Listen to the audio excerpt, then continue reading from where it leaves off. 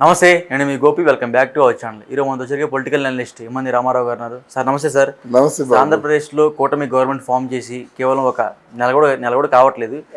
ముఖ్యంగా హోంమంత్రి పదవి అనేది ఒక నిర్మాణాత్మకమైనది. దీనిలో భాగంగా ఆమెకి ఈసారి మొదటిసారిగా ఆ టీడీపీ పార్టీలో ఒక స్త్రీకి అయితే ఇచ్చారు. సో ఆమె పేరే వంగలపూడి అనిత.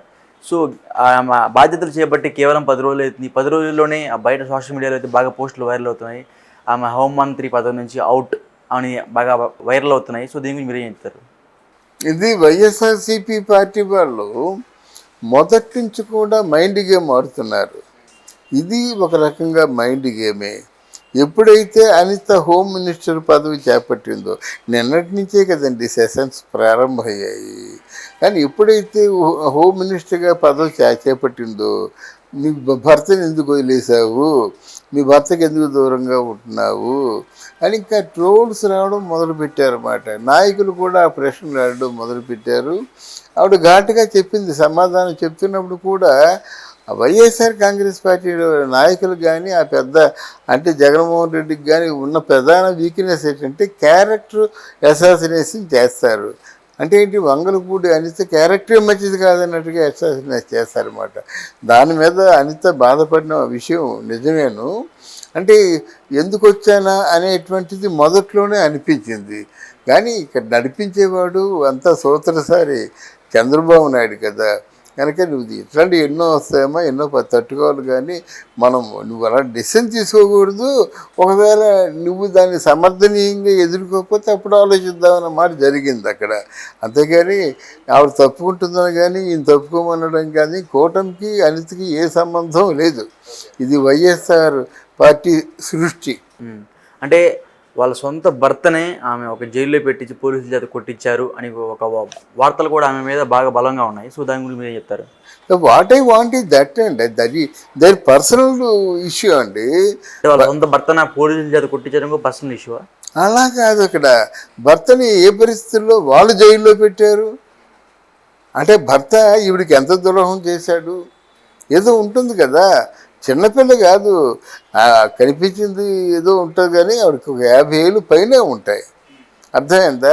అంత మెచ్యూరిటీ లేని అమ్మాయిని ఏదో మోసం జరిగింది, అది ఈవిడేదో మోసపోయింది అనుకోవడం వీలేదు. ఆ భర్తను వద్దనుకుంది, భర్త కూడా తను వద్దనుకున్నాడు. ఇద్దరి మధ్య ప్రాపర్టీ గురించి గొడవలు జరిగాయి.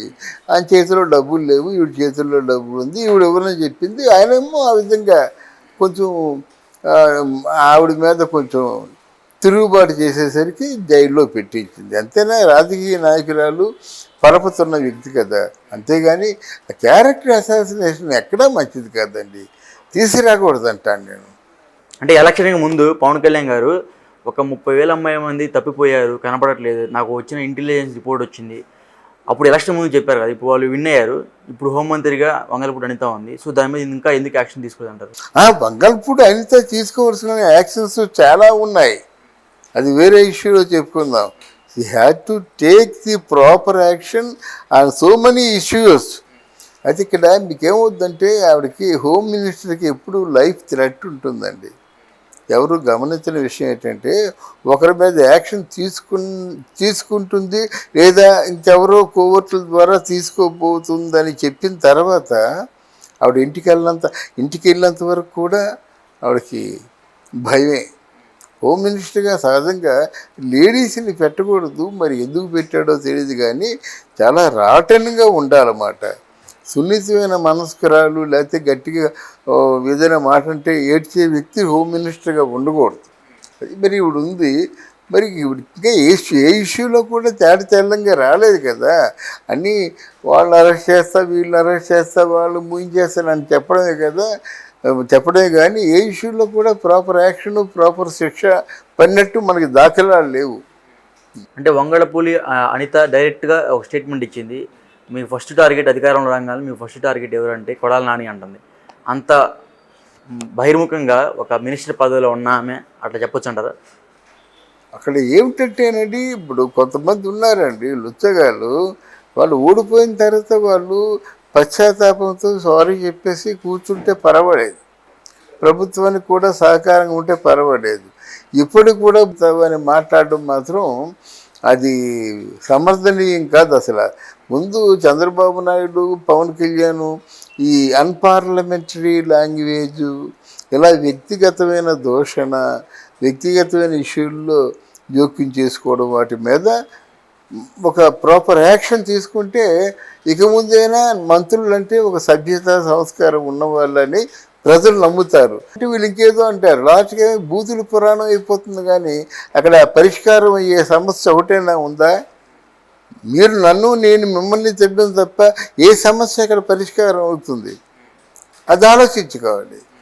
అందువల్ల ఇక్కడ వంగలపూడి అనిత హోమ్ మినిస్టర్గా అవుట్ అని అనుకున్నది కేవలం వైఎస్ఆర్ తాలూకు పార్టీ సృష్టి. అంత తొందరగా అనిత కూడా అవుట్ అవ్వద్దు. ఆవిడ కూడా మామూలుగా ఫిజికల్గా బాధపడలేదు, కానీ మానసికంగా బాగా గాయపడింది. బాధ వేరు, గాయం వేరు. గాయం తొందరగా మాందు, బాధ అలా కాదు. కడుపు నిండా కడుపారా ఏడ్చేస్తే బాధపోతుంది కనుక ఆవిడ తప్పకుండా ప్రాపర్ యాక్షన్ తీసుకుంటుందని నమ్ముదాం. అంటే వంగలపూడి అనిత అధికారంలో రాగానే డ్రగ్స్ కానీ లేకపోతే గంజాయి కానీ వెంటనే నిర్మూలిస్తూ ఉంటుంది. బట్ ఆమె వచ్చిన తర్వాత ఇంకా డబుల్ అయ్యాయంట. సో దాని గురించి మీరు చెప్తారు. డబుల్ అంటే సమర్థనీయంగా చేయాలండి. ఇప్పుడు మీరు ఏదో చేస్తారనుకొని నేను ఓటు వేసాను, మీరు వచ్చి ఇప్పుడు 2 రోజులు ఇది పలకరింపులకే సరిపోయింది కదా.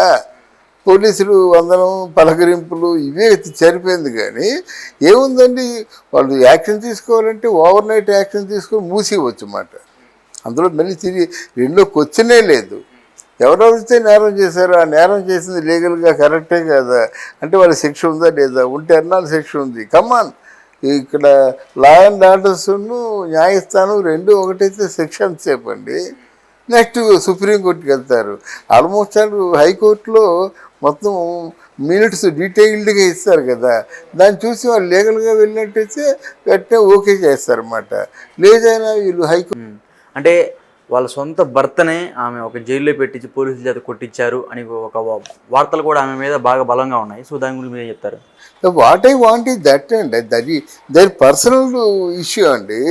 వాళ్ళ సొంత భర్తన పోలీసుల చేత కొట్టించడం పర్సనల్ ఇష్యూ అలా కాదు. అక్కడ భర్తని ఏ పరిస్థితుల్లో వాళ్ళు జైల్లో పెట్టారు అంటే భర్త ఈవిడికి ఎంత ద్రోహం చేశాడు ఏదో ఉంటుంది కదా. చిన్నపిల్ల కాదు, కనిపించింది ఏదో ఉంటుంది కానీ ఆవిడకి ఒక 50 ఏళ్ళు పైనే ఉంటాయి. అర్థమైందా? అంత మెచ్యూరిటీ లేని అమ్మాయిని ఏదో మోసం జరిగింది, అది ఈవిడేదో మోసపోయింది అనుకోవడం వీలేదు.